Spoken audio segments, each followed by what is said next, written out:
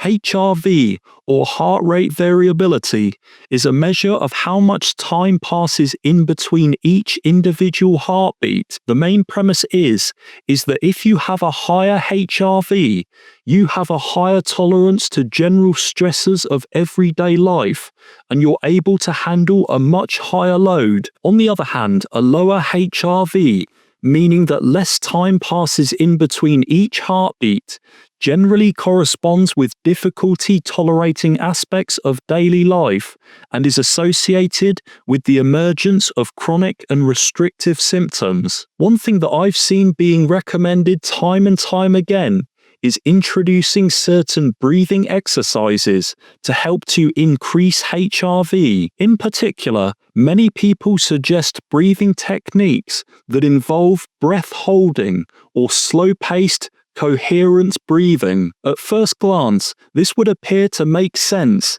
as a slower respiratory rate tends to go hand in hand with a higher heart rate variability and vice versa. So you would think that slower and deeper breathing would help to increase HRV.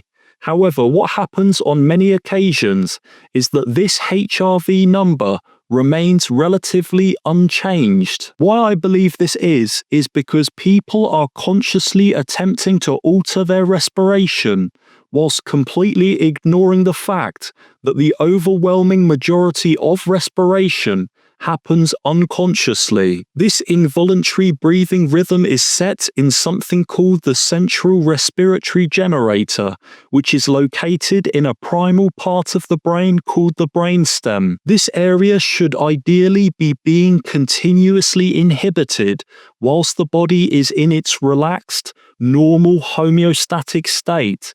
And that inhibition comes from neuronal firing from other areas of the brain. Why I'm mentioning this is because neurological injury can occur at certain levels throughout the neuraxis that can interfere with the way the brain takes on board sensory stimuli from its external environment.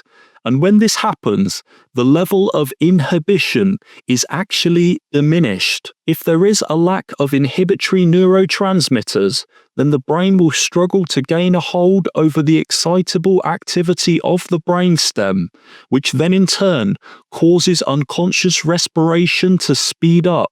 And then of course, faster respiration will result in a lower HRV. And because of this all happening unconsciously, no amount of conscious breathing is going to be able to resolve this.